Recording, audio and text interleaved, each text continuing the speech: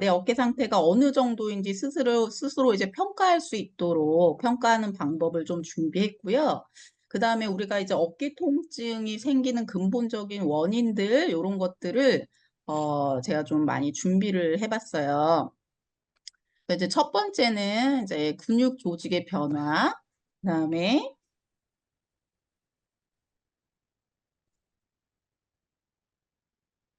자, 두 번째는 이제 당신의 통증은 몇 개입니까? 세 번째는 어깨 통증의 여러 가지 임상 케이스를 통해서 또 아주 중요한 내용들을 다룰 거고요.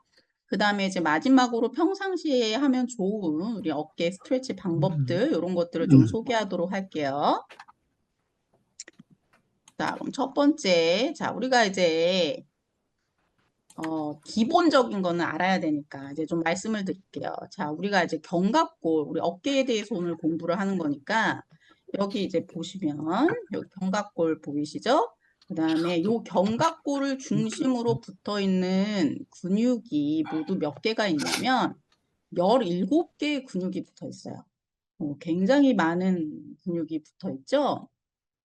그래서 여기 보면 근육의 이름을 다 아실 필요는 없어요. 아셔야 될 게 뭐냐면, 자, 요 견갑골을 중심으로 봤을 때, 목에서 우리가 두개골이라 그래서 두개골과 연결돼서 견갑골까지 연결되는 근육이 있고, 또 이 척추를 중심으로 해서 견갑골로 연결되는 근육들이 있고요. 그 다음에 여기 보면 허리부터 해갖고, 또 요 견갑골에 붙어요. 요 견갑골 아래쪽에 붙어서 또 팔로 연결되는 근육이 있고요. 그 다음에 견갑골 자체에서 근육이 붙어서 또 우리 상완골이라 그러죠. 팔로 연결되는 근육들이 있어요. 그 다음에 또 어떤 것들이 있냐면 우리 그 알통 근육이죠. 이두박근, 삼두박근. 요 근육들도 이 견갑골, 이 견갑과 안쪽에 이렇게 붙어 있어요. 제가 여기서 드리고 싶은 말씀은 뭐냐면 견갑골의 통증은 이 17개의 근육 어디에서도 발생할 수 있다라는 거예요.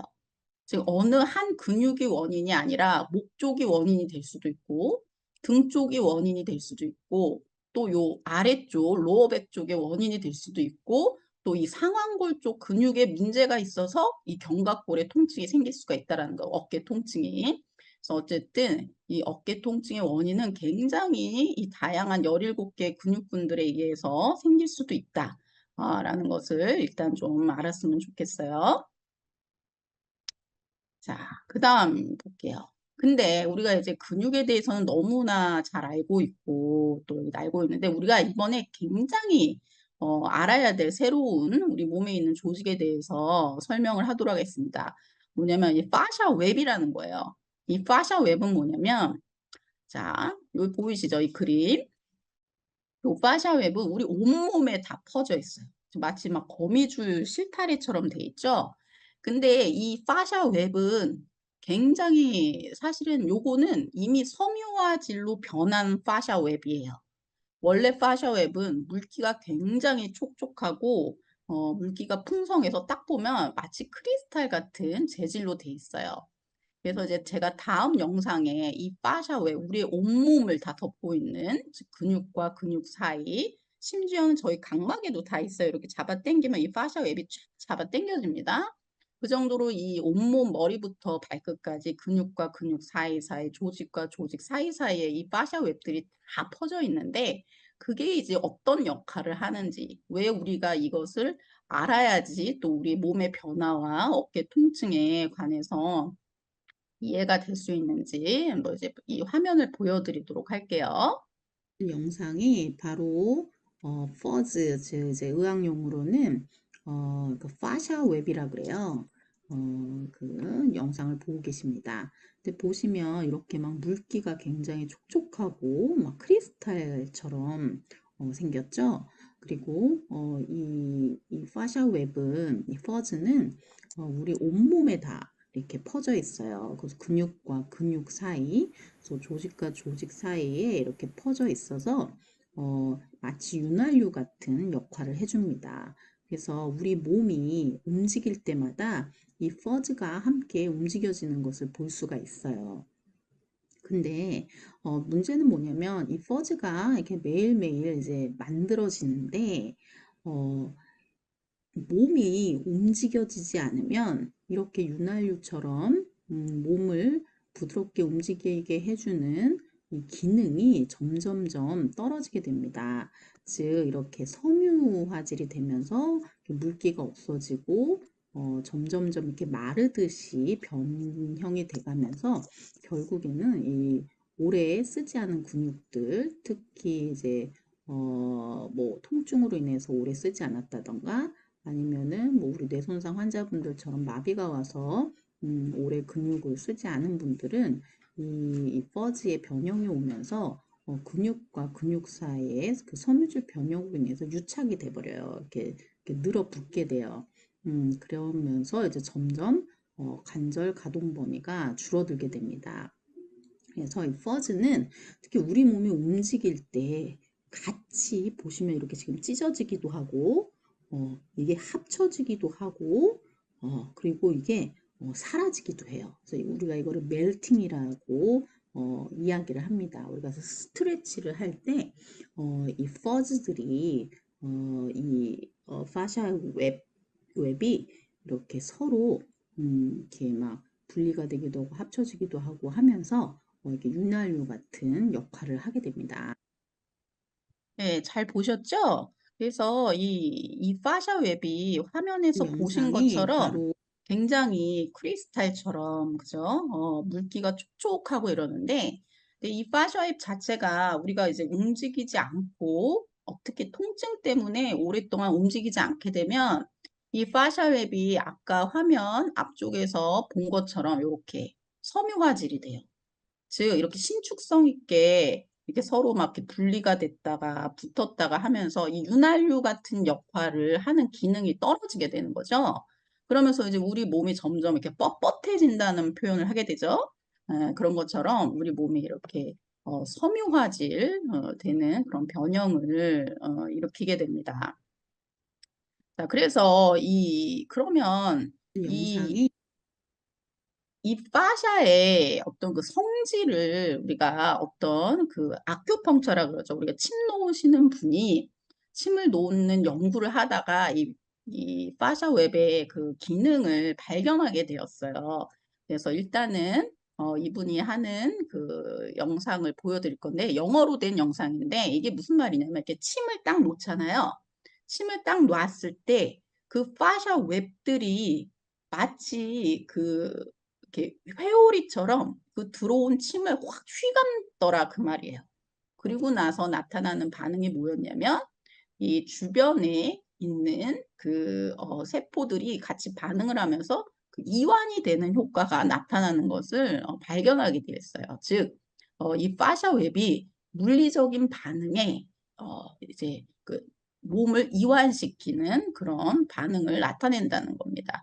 자, 한번 여기 그 화면을 통해서 한번 보도록 할게요. Learning acupuncture.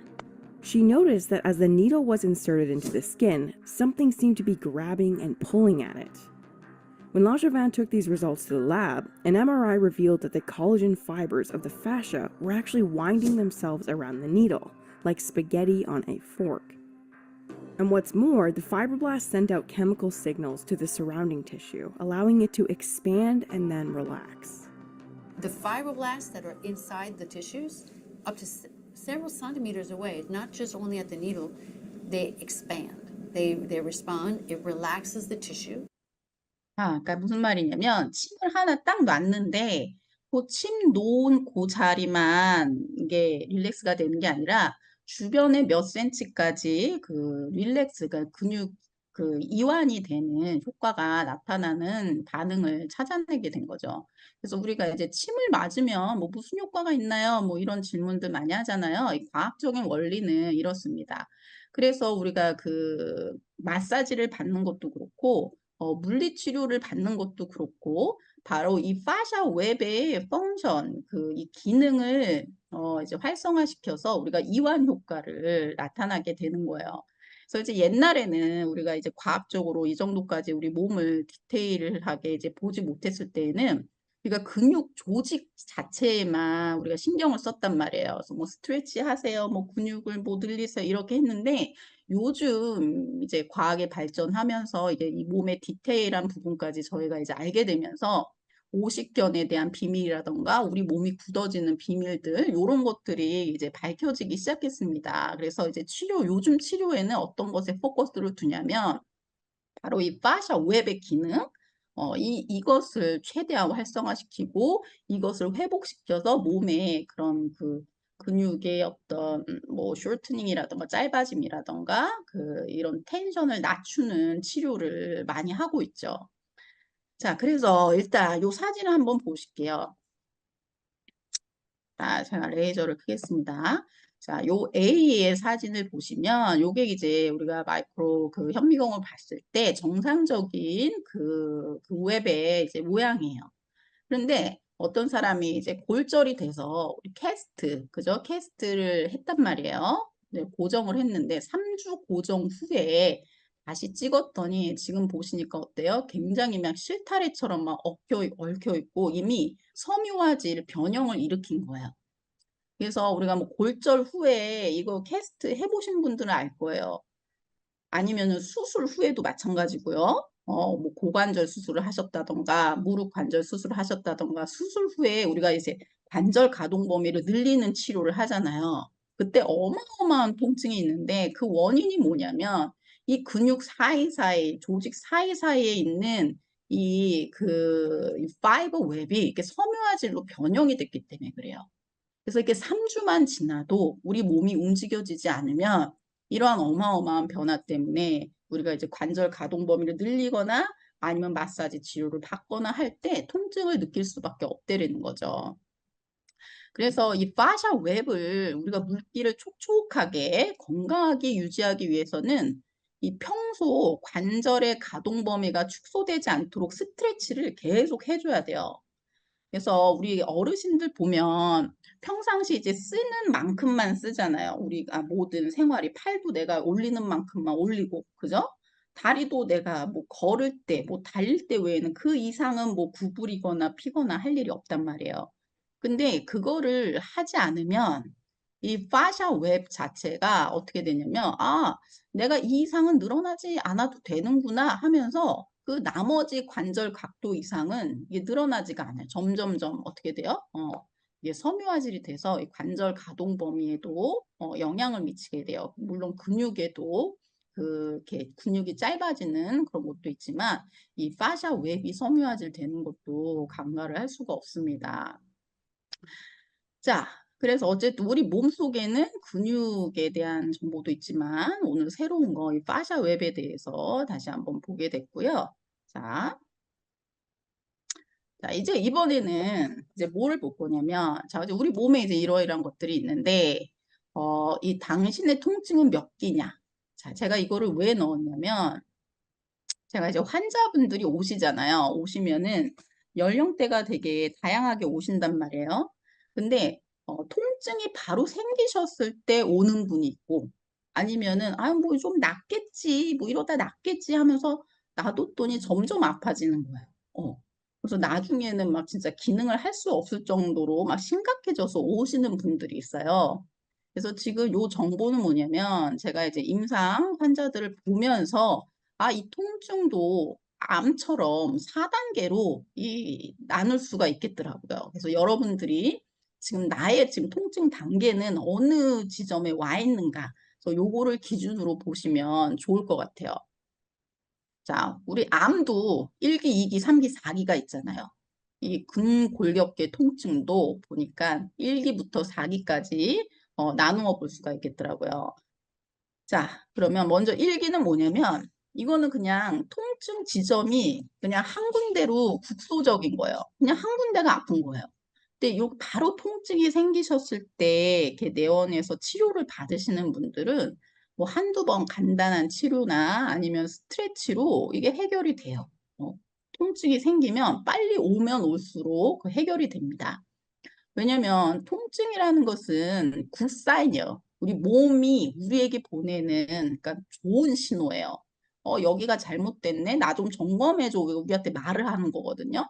근데 대부분은 무시를 하죠. 아이, 뭐 낫겠지 하고 낫겠지. 그런데 절대로 통증이 생기자마자 오시는 분들은 이 통증 일기에 해당되는 분들은 굉장히 간단하게 치료가 됩니다. 어깨 통증 기준으로 하고 온몸 전신이 다 마찬가지예요. 자, 이제 통증 이기는 뭐냐면 이게 좀 놔뒀어요. 이게 한 군데가 아파서 이게 놔뒀는데 어깨 위가 아팠는데 점점 이 상한 곳 쪽으로 점점 아파지는 거예요. 그러니까 통증이 처음 시작해서 점점 다른 곳으로 번지기 시작합니다. 그러면서 나타나는 증상이 뭐냐면 내가 팔을 이렇게 쭉 올렸을 때, 팔을 쭉 올렸을 때 관절 끝범위에서 이게 통증이 생기기 시작하는 거예요. 그래서 이제 관절 가동 범위 끝범위에 이제 제한이 생기고 통증이 생길 때 이걸 한 2기 정도로 보시면 돼요. 즉 이미 처음 시작한 통증 지점에서 다른 근육까지 이게 어떻게 보면은 근육의 쇼트닝이 그러니까 짧아지면서 이 통증 범위가 넓어지는 거죠. 그리고 이제 통증 3기는 뭐냐면 이때는 이미 통증 범위가 어깨 전체로 퍼지죠. 그 다음에 관절 가동 범위가 이렇게 팔을 귀까지 쫙 180도 올려야 되는데 이미 90도만 올려도 더 이상 못 올리겠고 막 통증이 심해지는 거예요. 그러면서 이제 이 3기에 이제 또 나타나는 증상이 뭐냐면 이 근육들 사이사이로 신경이랑 혈관들이 지나다니잖아요. 이 근육이 단단해지고 이렇게 뻣뻣해지면서 아까 보셨던 그 웹 파샤 있잖아요. 이 파샤 사이사이로도 아까 불긋불긋하는 거 보셨을 거예요, 영상. 모세혈관들이 막 지나다닌단 말이에요. 그런 것들이 유착이 되고 눌리면서 신경 증상이랑 그다음에 혈관 증상이 나타나기 시작해요. 지금 뭐냐면 막 이렇게 저린다거나 팔 밑으로 저린다거나 아니면 이제 손이 붓는다거나 이제 이런 증상이 나타나면 이미 한 3기 정도까지 이게 진행이 되었다고 보시면 됩니다. 그 다음에 이제 통증 4기는 뭐냐면 이거 치료 시 뭐 이거는 말할 수 없는 극심한 통증이죠.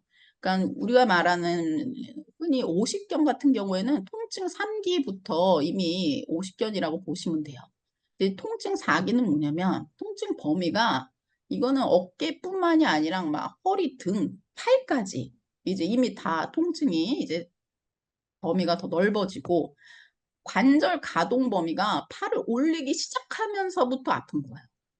특히 막 팔이 찢어지는 통증 있죠. 요런 통증 이런 것들이 나타나고 그다음에 신경 증상은 당연히 나타나겠죠. 왜냐면 근육 거의 어깨 관절 아까 어깨에 17개 근육이 붙어 있다 그랬잖아요. 그 근육들이 다 스티프해지고 그 밑에 지나다니는 신경과 혈관을 다 누르기 때문에 뭐 팔 저린 증상이라던가 뭐 이런 넘한 증상들은 뭐 당연히 나타납니다. 그 다음에 이제 순환 당연히 안 되겠죠. 혈관이 눌리니까 이제 손이 붓기 시작하고. 그래서 이제 이 4기 정도가 되면 어떤 증상이 나타나면 이 말단 부위 관절에 손상이 나타나요. 즉 어깨 통증에서 시작을 했지만 이 어깨 통증 때문에 방치하고 놔둔 것이 신경을 누르고 혈관을 눌러서 이 손끝에 그죠? 손끝에 말단 부위 관절에 혈액순환이 안 되잖아요. 그러면 이 관절들은 주변 근육에 그 혈액순환에 의해서 영양 공급, 산소 공급을 받는데 위에서 차단이 됐으니까 어떻게 해요? 결국에는 이 손 관절에 손상이 나타나게 됩니다. 그래서 이제 이 정도 오면은 굉장히 이제 심각한 단계라고 생각을 하시면 됩니다. 그래서 지금 이제 제가 1기부터 4기를 말씀드렸는데 지금 여기 어깨 통증이 있다 생각되시는 분은 자해가 지금 몇 기 정도에 해당이 되는지 이제 좀 객관화하실 수가 있으실 거예요.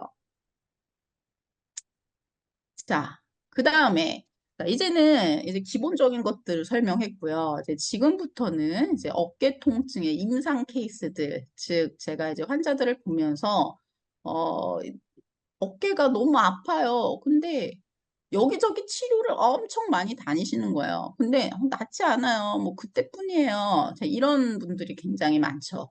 근데 그게 왜냐면은 그 원인을 해결해 주지 않아서 그러거든요. 그러니까 아픈 부위만 이렇게 치료한다고 낫지 않는 경우가 있어요. 이제 그런 케이스들, 하지만 아주 중요한 케이스들을 제가 준비를 했습니다. 그래서 자, 첫 번째는 이제 어깨 근막 통증 증후군으로 인해서 이제 어깨 통증이 오는 경우, 그다음에 기능성 측만증에 의해서 어깨 통증이 오는 경우, 그다음에 이제 스트레스에 의해서 어깨 통증이 오는 경우, 그다음에 이제 석회와 건염에 의한, 또 이제 회전근개 파열에 의한 통증, 그다음에 유착성 관절낭염, 요걸 좀 오십견이라 그러죠. 동결견이라고도 하는데, 요 6가지 케이스를 오늘은 한번 중요하게 다루도록 하겠습니다. 제 목소리 잘 들리나요? 네, 제 화면이 보이시나요? 제 얼굴이? 네, 잘 보입니다. 아, 네. 왜 저는 안 보이죠, 제가? 자, 그러면 첫 번째, 어깨 근막 통증 증후군으로 인한 어깨 통증에 대해서 한번 보도록 할게요. 자, 지금 여기 나오는 요 모델은 저희 어머님입니다. 어머님인데, 자, 이 어깨 근막 통증 증후군에 이를 가지고 계신 분들의 특징은 뭐냐면, 내원하셨을 때, 양쪽 어깨에 막 돌덩이가 앉아 있는 것 같아요. 막 누가 짓누르는 것 같아요. 막 이런 표현들을 하세요. 근데 우리가 흔히 말하는 이거 뭐 구분등이라 그러죠. 구분등, 거북목은 뭐 세트처럼 다니면서 또 이 구분 어깨는 뭐 3세트죠. 뭐 3세트라고 보시면 되는데, 자, 이거의 원인은 뭐냐? 원인은 뭐냐면은 바로 척추 변형에 있다라는 거야. 뭐에 있다고요? 척추 변형. 보통 우리가 그 어떤 근육을 많이 써서, 자, 요 그림 보이시죠? 요 그림. 이거 제가 오버유즈드라고 했는데, 자, 요 분과 요 분의 차이점을 한번 볼게요. 자, 요 분은 제가 이렇게 줄을 쫙 거놨어요. 쫙 거놨는데 어때요? 한쪽 어깨가, 그죠? 한쪽 어깨가 이렇게 위로 더 올라가 있죠. 그죠? 근데 요쪽은 괜찮아요. 이건 뭐냐면 이분은 이 오른쪽 어깨를 과도하게 사용하신 거예요. 그래서 딱 누웠을 때 여러분도 이제 한번 보세요. 남편이든 와이프든 한번 이렇게 눕혀놓고 어깨 높이를 한번 보세요. 딱 눕혀놨는데 한쪽 어깨만 올라가 있다. 그러면 이쪽 어깨를 과도하게 사용한 경우입니다. 이런 경우에 환자들은 한쪽 어깨의 통증만을 호소해요. 그런데 이 척추 변형에 의해서, 특히 등 척추 이 변형에 의해서 이 어깨가 앞으로 굽고 그다음에 이런 거북목의 형태를 가지게 되신 분들은 이 양쪽 어깨에 그 막 짓누르는 듯한 통증 그런 것들을 호소하게 돼요. 그래서 이제 어깨가 굽기 시작하면, 아니 요 등이 먼저 굽기 시작하면 어떻게 해요? 이제 거북목이 동반이 되면서 통증이 어깨에서 목이나 아니면 등 쪽으로 이렇게 확대되는 그런 양상을 갖게 됩니다. 자, 음,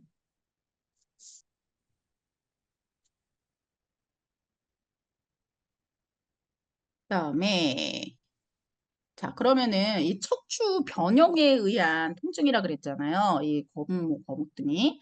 그러면 이 척추 변형이 왔을 때, 자, 따라오는 대표적 증상들에 대해서 제가 얘기를 할게요. 이거 굉장히 중요한 내용인데, 자, 요새 어르신들도 그렇지만, 우리 어린 자녀들도 이렇게 요런 형태의 체형을 가진 사람들이 너무 많아요.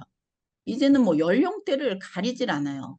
우리 아이들도 치료를 오는데 아이들도 이렇게 등 척추가 굽어서 오는 아이들이 많아요. 특히 여자들보다는 남자 아이들이 더 많아요. 초등학생들 막 4학년, 5학년만 돼도 벌써 이 등 척추 변형을 보이는 아이들이 있습니다. 자, 근데 이 척추 변형이 오면 뭐가 문제냐? 자, 우리 목이, 자, 요 그림 있죠? 자, 요 그림. 자, 요 그림은 정상적인 포스처예요. 즉 우리가 딱 섰을 때 이제 뭐 남편이든 아이든 관찰을 한번 해보세요. 요 귀와 요 어깨와 요것이 일자로 딱 떨어지는 게 정상적인 우리의 포스처예요. 그런데 요 등 척추가 휘면서 그죠? 요 등 척추가 휘면서 목이 앞으로 빠지기 시작하면, 자, 여기 말하는 것처럼 목이 한 2.5cm 이렇게 빠지잖아요. 이쪽으로.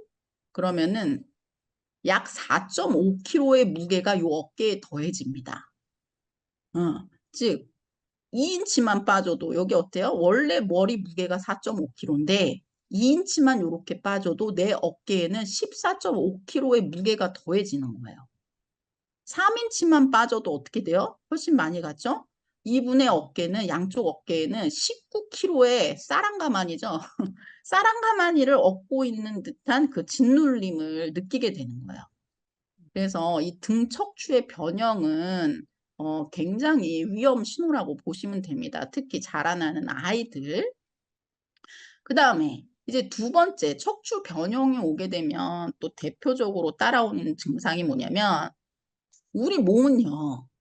우리 몸의 근육은 어디에 반응을 하게 되냐면 바로 중력. 중력에 반응해서 모든 근육들이 활성화가 돼요. 우리의 근육은 중력만 이겨도 똑바로 설 수 있게 됩니다. 예를 들어서 동물이 그 말이 새끼를 낳았을 때 일어서지 못하면 죽는다 그러잖아요. 그게 뭐냐면 중력을 이기고 설 수 있는 힘만 생기면 돼요. 그런데 이 척추가 이렇게 등 척추가 이렇게 굽으면서 이제 어떠한 증상이 오게 되냐면 자 보세요. 자 요게 바로 변형이 왔잖아요. 자, 요 영상을 통해서 제가 변형이 어떻게 되는지 한번 보여드릴게요. 자, 보세요. 자, 점점 수그러져서 어떻게 되죠? 목이 앞으로 빠지게 되죠.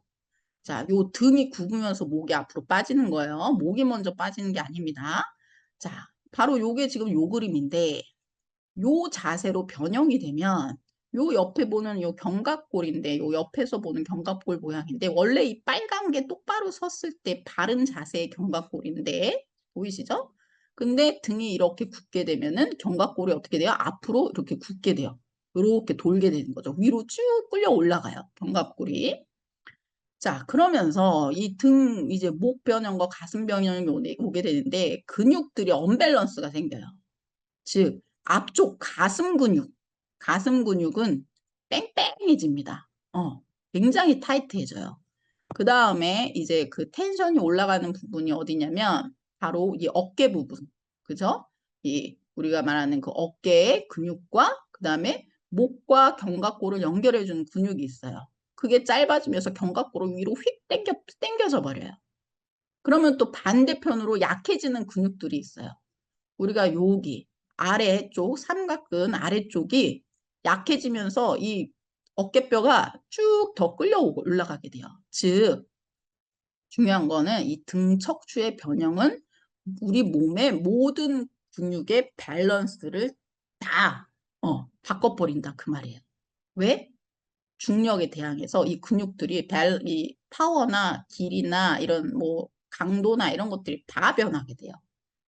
자, 그 다음에, 자, 요 부분은 이제 되게 또 중요한 부분인데, 이 등 척추가 굽으면서 이렇게 굽게 되면 어떤 현상이 일어나냐면, 자, 등 척추가 굽게 되면은 요 가슴 쪽 근육, 우리가 호흡근이라 그러죠? 이 갈비뼈, 여기 갈비뼈 사이사이에도 다 근육이 있습니다.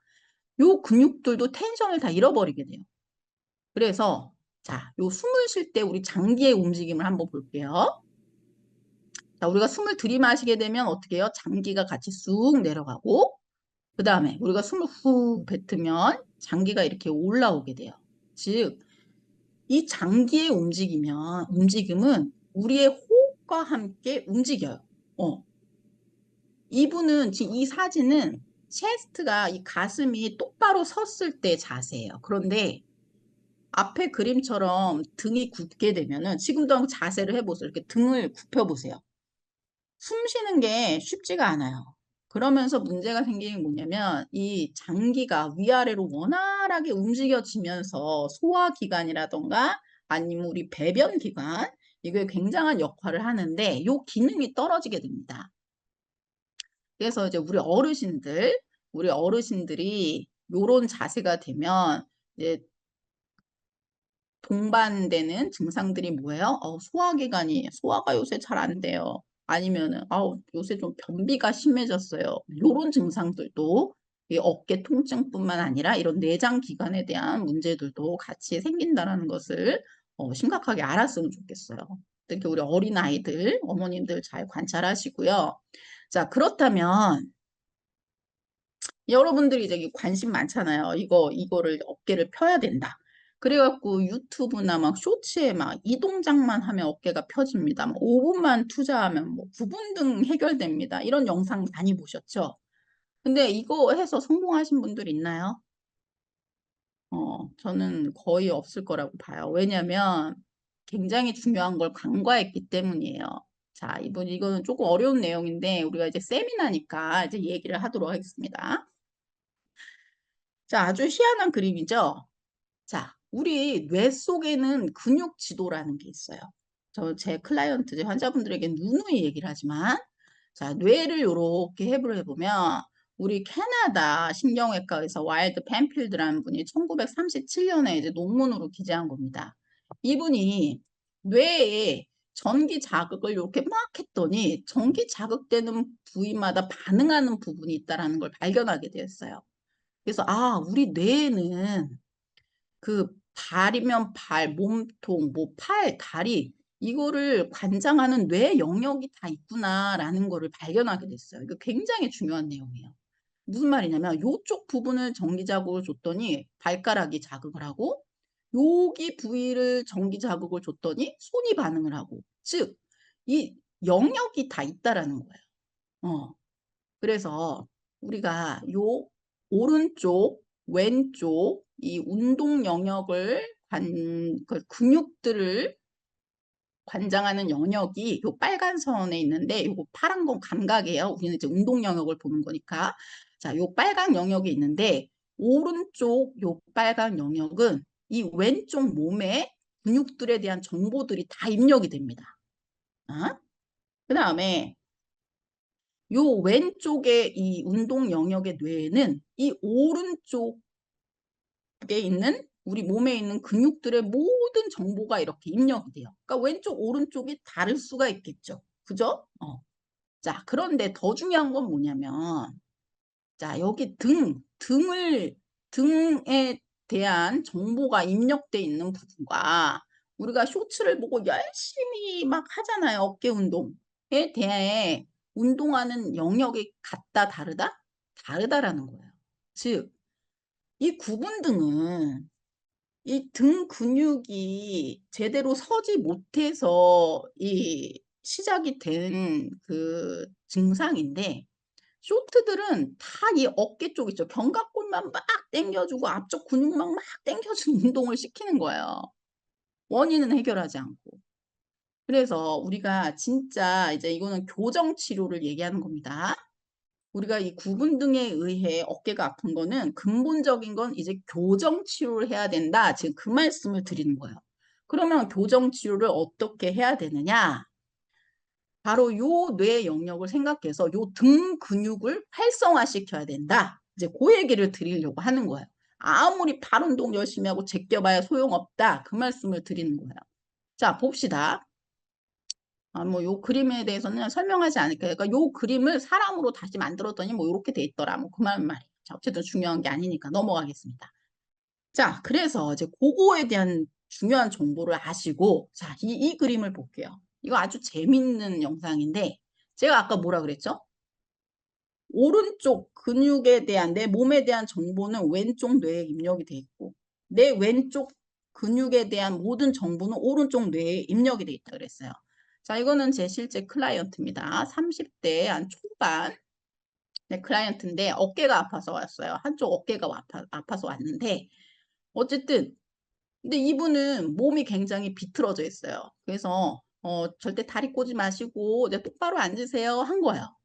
근데 처음에 한 2주 정도는 굉장히 증상이 완화가 됐는데 한 세 번째 세션에서 보니까 몸이 도로 틀어져 있는 거예요.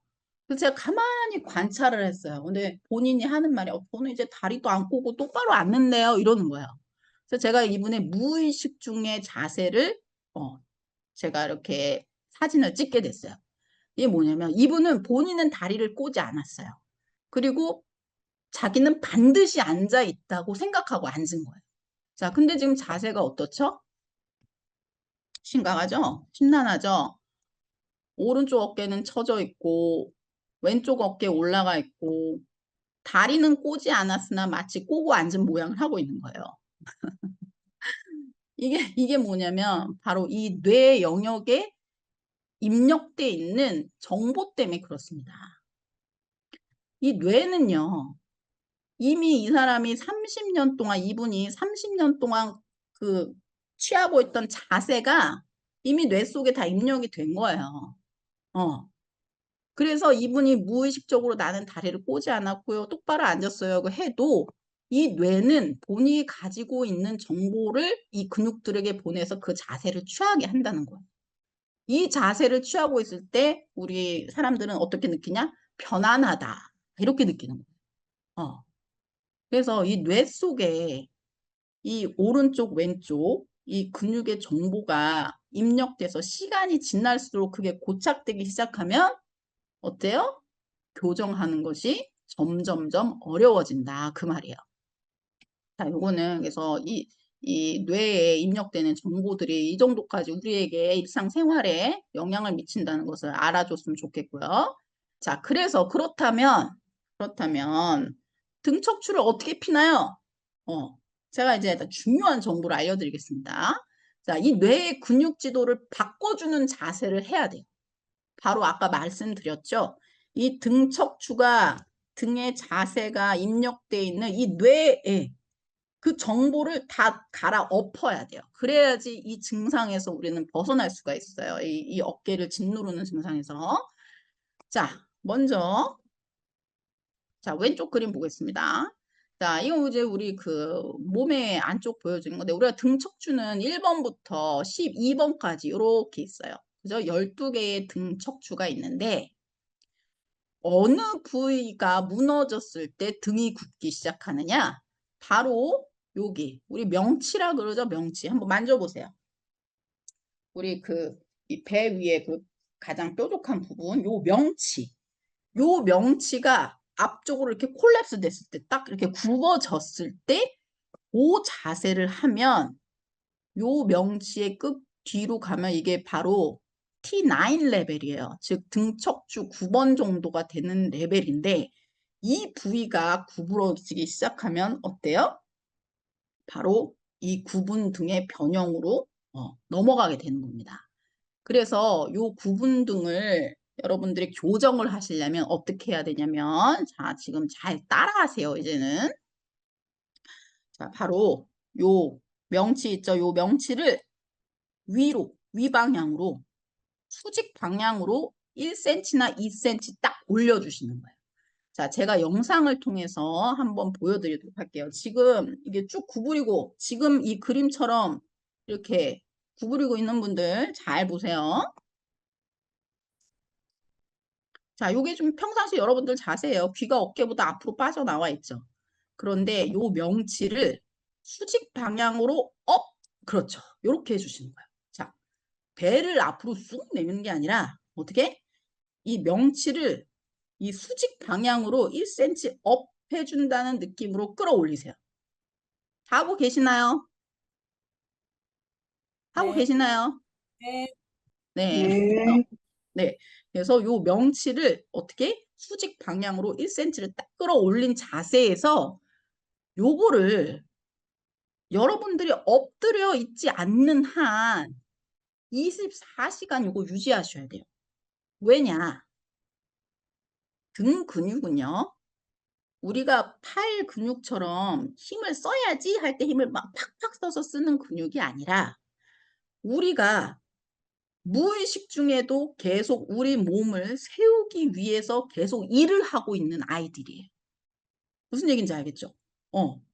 그래서 지금은 아무 생각 없이 여러분이 자 다시 이제 무너집니다. 이 가슴이 없어지는 매직을 보십니다. 여러분. 자 보세요. 평상시 저 가슴 없어지죠? 등 굽었죠? 자, 요 자세를 하고 있으면요. 이 등 근육은 아 요게 내 자세구나 하고 그냥 가만히 있는단 말이에요. 근데 교정 치료를 하기 위해서는 어떻게 해야 된다? chest up. 뭐라고요? chest up. 제가 항상 하는 말이 있어요. 우리 환자들 보면 chest up, chest up. 이거 기억하세요. chest up. 요 자세를 항상 앉아 계실 때라든가 아니면 걸어 다니실 때 항상 유지를 하셔야 됩니다. 그래서 이제 환자분들이 그래요. 자, chest up 하고 자, 걸어보세요. 그러면은 이거 좀 어색한데 제가 너무 가슴을 내밀고 있는 거 아닌가요? 막 이렇게 어색하게 표현들 하시는데 전혀 그렇게 보이지 않아요. 체스트 업 했을 때 훨씬 더 자세가 당당해 보이고 더 이쁩니다. 가슴을 내미는 것 같은 느낌은 뭐냐면 이 뇌에 입력되어 있는 그 자세가 아니라서 이상한 감각으로 우리가 불편함으로 그렇게 표현이 되는 거예요. 그래서 이 굽은 등을 치료하기 위해서는 어떤 자세를 유지해야 된다? 체스트 업.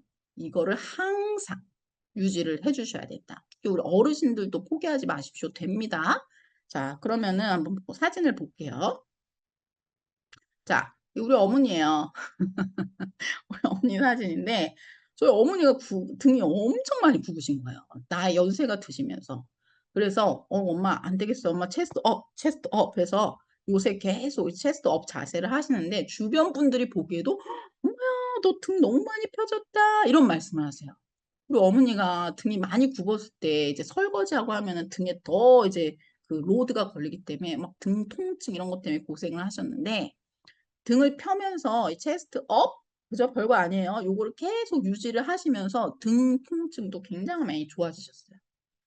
그래서 이 굽은 어깨 때문에 오는 이 어깨 통증을 근본적으로 치유하기 위해서는 어떻게 해야 된다?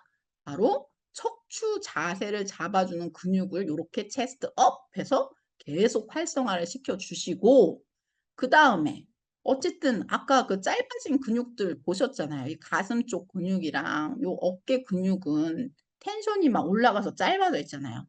그리고 나서 요 그 쇼츠에 나오는 운동들을 같이 해주시면 됩니다. 그래서 하나 더 하실 게 뭐다? 체스트 업.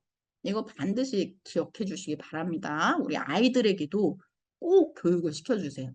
어려서의 자세가 아까처럼 30대, 40대 만성통증으로 가버려요. 자, 그런데 저는 등이 너무 굽어갖고 이 짧은 근육 피기가 너무 힘들어요. 이런 분들이 있어요. 자, 그런 분들을 위해서 제가 준비할 수 있는 그 자세를 알려드릴게요. 바로 이 수건을 말아서 등 쪽에 넣어주는 건데, 자, 어디에 넣어주냐면, 여기 그림을 보시면, 자, 여기 견갑골, 목뼈, 그죠? 견갑골, 등뼈 2번에서 등뼈 이 9번 사이에 이렇게 넣어주는 거예요. 자, 영상을 통해서 한번 보도록 하겠습니다.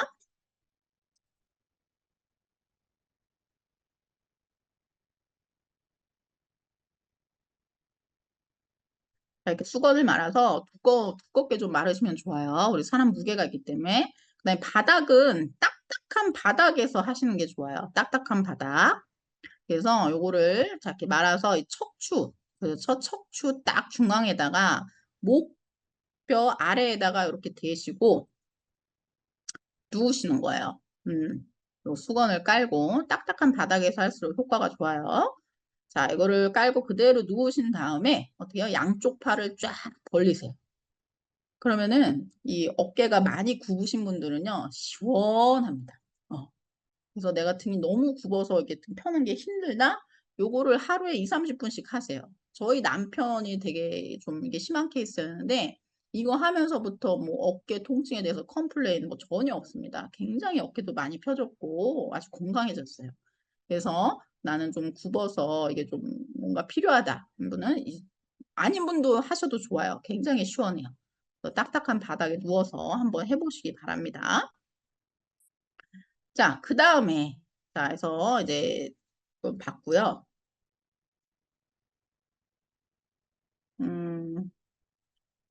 자, 두 번째 이제 기능성 측만증에 의한 어깨 통증을 한번 볼게요. 자, 이거는 저는 요즘에 놀라는 게 뭐냐면 엄마 아빠들이 엄마 애들도 마사지 치료 돼요? 이러면서 그럼 되죠. 일단 데리고 오세요 하고 애들을 데리고 온단 말이에요. 근데 놀라는 게 초등학교 4학년, 3학년, 2학년 막 어린애들이 오는데요. 몸이 다 뒤틀어져 있어요. 그래서 이번 강의는 어른들에게도 중요한 거지만 엄마들이 아이들을 한번 어세스먼트를 해보길 바래요. 자, 제가 알려드릴게요. 어세스먼트 하는 거. 자, 기능성 측만증이 일단 뭐냐면 오랫동안 잘못된 자세로 인해서 이 골반이 삐뚤어지면서 연속적으로 어깨가 삐뚤어지고 목이 삐뚤어지고 해서 온몸이 틀어지는 증상이에요. 이걸 펑셔널 스콜리오시스라 그래요.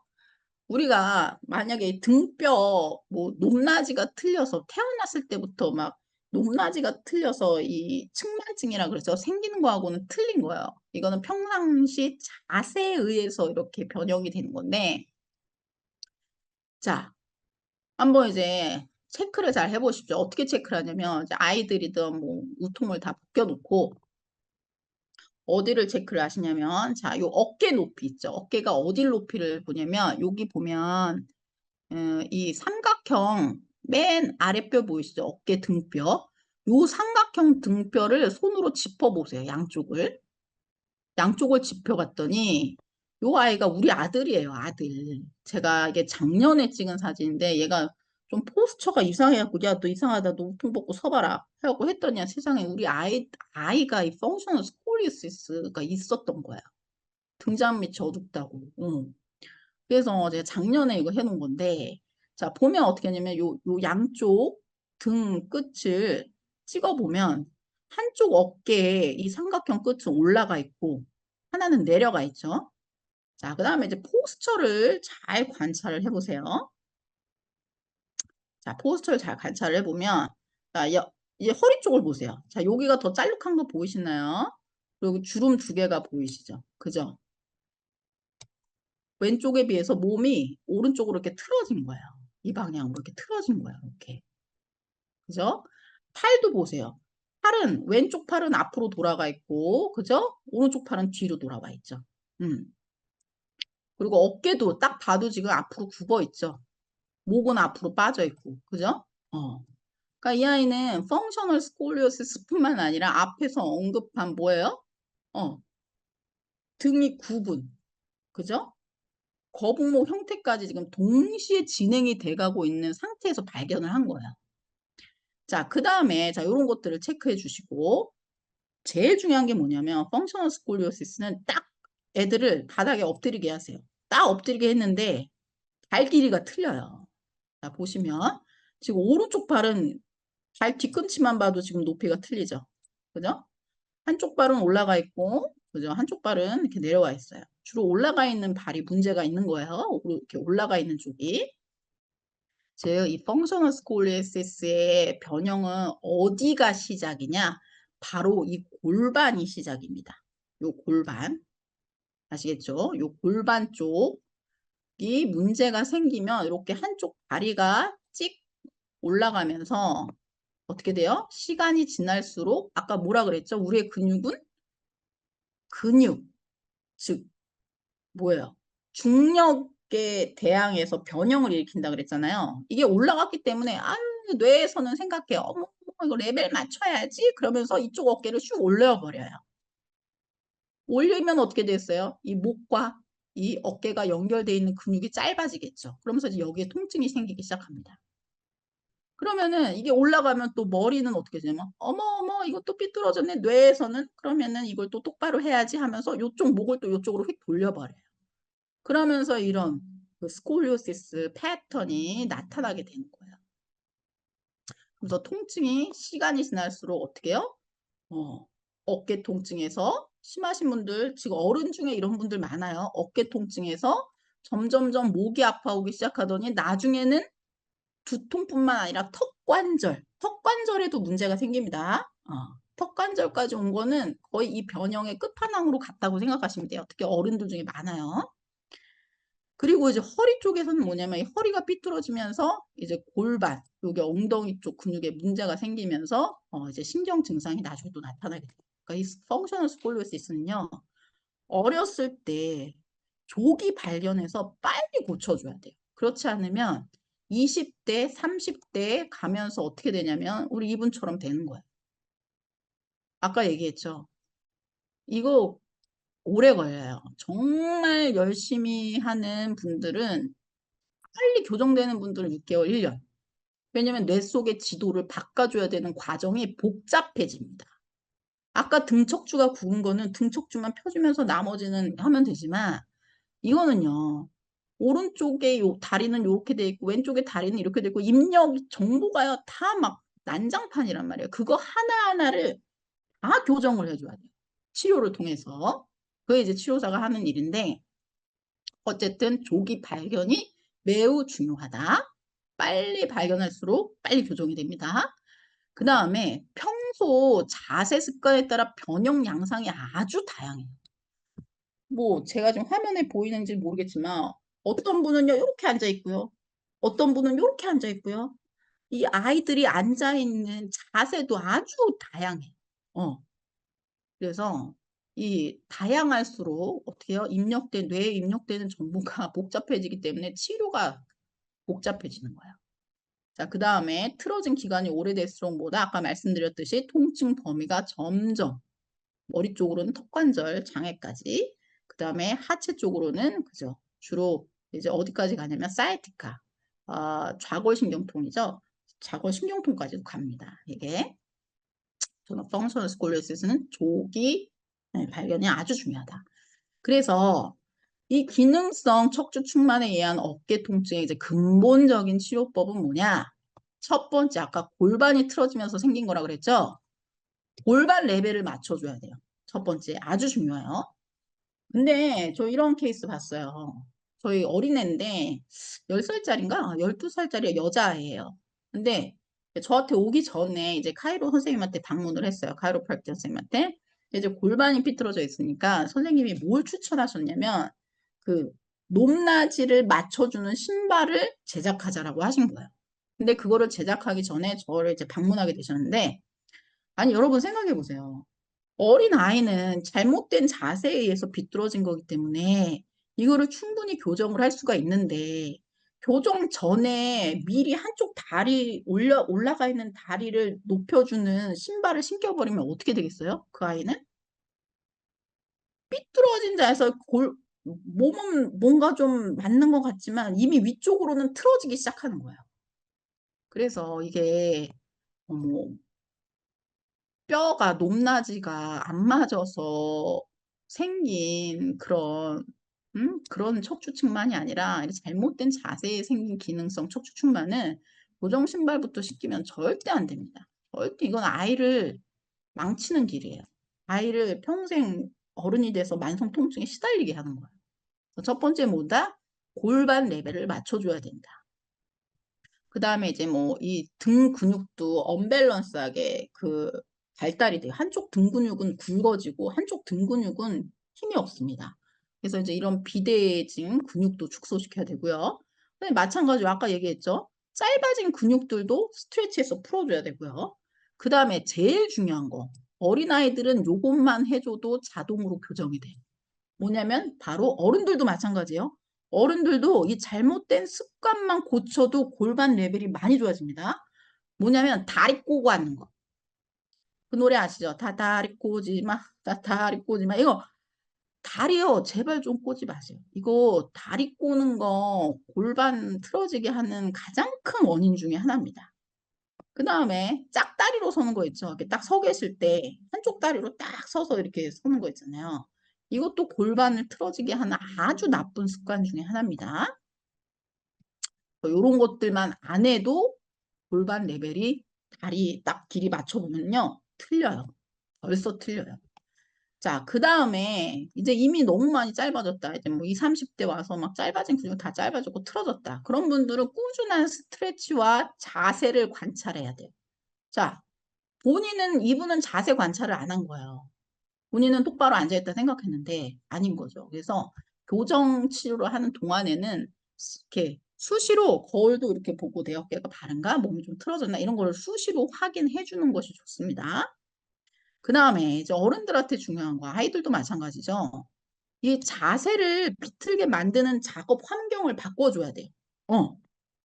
이렇게 막 8시간 일을 하는데 막 컴퓨터가 왼쪽으로 틀어져 있단 말이에요. 그죠? 왼쪽으로 틀어져 있어서 막 8시간을 이러고 일을 한다고 생각해 보세요. 골반이 어떻게 됐어요? 당연히 비뚤어지죠. 그래서 항상 자세를 비틀게 만드는 작업 환경을 바꿔 주셔야 합니다. 이것도 아주 중요해요. 자, 그러면 볼게요. 저희 아들이 어떻게 됐냐. 네, 이거는 이제 최근에 찍은 거예요. 제가 이제 집에 갈 때마다 뭐라 그러겠어요? 다리 꼬지 마라. 체스트 업. 막 이제 엄청 정신교육을 시켰겠죠. 자, 그랬더니 1년 전에 이랬던 아이가 요 며칠 전에 다시 찍어봤더니 이렇게 됐더라고요. 자, 보시죠. 자, 어깨 어때요? 이 레벨 너무 좋아졌죠? 앞으로 굽었던 어깨가 어떻게 됐어요? 쫙 펴졌죠. 저 목도 숙여졌던 게 딱 스트레이트 업 됐죠. 그죠? 아이들은 너무 정말 잘 따라요. 아이들은 교정 치료하기 너무 좋아요. 그리고 여기 보세요. 여기 보면 이렇게 쭉쭉 콜랩스 돼 있던 한쪽으로 이렇게 비틀어져 있던 트렁크가 어때요? 거의 이분하게 됐죠. 그죠? 자, 이제 팔 길이 볼까요? 1년 전에 요랬던 발이 어떻게 됐어요? 발이 안 꼬고 자세만 똑바로 하고 다녀도 이렇게 어떻게 해요? 많이 높낮이가 많이 좋아졌죠. 그죠? 필만 봐도 알죠? 그래서 아이들에게 바로 앉는 자세, 다리 꼬지 않는 거, 한쪽 다리로 앉는 거, 이거 별거 아닌 것 같지만 이 아이가 10대, 20대, 30대, 40대를 지날 때는 이 아이는 이거 굉장히 라이프 퀄리티가 달라지는 거예요. 통증 때문에 괴로워할 일이 없어요. 자, 그 다음에, 자, 이거는 이제 환자분인데, 이거는 이제 일시적으로 마사지 치료를 통해서 이제 그 풀어놓은 케이스예요. 아까는 오랜 기간을 통해서 이제 교정된 케이스고, 이제 치료를 통한 건데, 이번 보세요. 자, 이 펑션 스콜리오스 환자분들이 딱 와서 이제 엎드리면요. 여러분도 이제 남편이든 와이프든 베껴놓고 엎드렸을 때 보세요. 한쪽이 짤룩하고, 한쪽은요, 이렇게 펑퍼짐하게 퍼져 있어요. 아주 대표적인 케이스예요. 펑셔널 스콜리오시스 환자분들. 그다음에 여기 보면 목이 막 이렇게 다 비뚤어져 있는 게 보이죠. 그냥 봐도. 그래서 이제 치료를 통해서 일단 이런 근육들, 골반들 올려주고. 자, 이 골반 높이도 보이죠, 지금. 딱 봐도 틀리죠. 그죠? 치료를 통해서 골반 높이 맞춰주고 쇼팅된 근육 풀어주면 치료 후에도 일시적으로는 효과가 나타나요. 그러나 이거는 일시적이에요. 본인이 습관을 고치지 않으면 바로 제자리로 돌아갑니다. 자, 이것도 마찬가지예요. 치료를 통해서 일단 일시적으로 다리를 늘려놨어요. 그죠? 하지만 이것도 평상시에 본인이 스트레치를 안 하고 막 다리 꼬고 막 이런 자세를 하면 100% 다시 돌아가요. 그래서 근본적인 치료는 내 나쁜 습관을 버려야 된다는 거예요. 자, 그래서 이제 여러분들에게 간단하게 할 수 있는 골반 교정 스트레치법 두 가지를 알려드릴게요. 자, 이건 뭐냐면 자, 침대가 있죠. 침대가 있으면 침대 끝부분으로 와서 누우시면 됩니다. 옆으로 해서 누우시는데, 자, 이제 오른쪽 다리가 짧다. 오른쪽 다리가 짧은 케이스예요. 자, 이럴 때 반대쪽 다리를 90도 구부려서 이렇게 서포트 되게 이렇게 옆으로 누우신 다음에, 오른쪽 팔을 쫙 옆으로 올려주세요.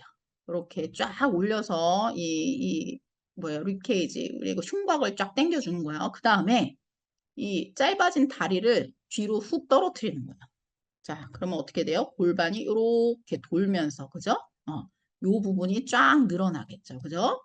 요 스트레치를 해주셔야 됩니다. 자주 해주셔야 돼요. 언제까지? 발 길이가 맞을 때까지. 근데 발 길이가 맞아졌어, 어느 날. 그러면 이것만 계속하면 어떻게 되겠어요? 이쪽 발만 길어지겠죠. 그래서 발 길이가 맞아진 다음에는 양쪽을 다 같이 하시고 한쪽 길이가 짧다? 그럼 그 짧은 쪽만 집중적으로 하시면 돼요. 그게 교정이에요. 오른쪽 왼쪽 다 하시는 거 아닙니다. 짧은 쪽만 하시는 거예요. 자, 그 다음에 두 번째 이제 골반 치료는 골반 교정 이제 틀어진 이제 몸통이랑 이제 그거를 이제 풀어주는 건데, 자, 이제 바닥에 이제 완전히 누우시는 거야. 누우신 다음에 자, 어떻게 하시느냐?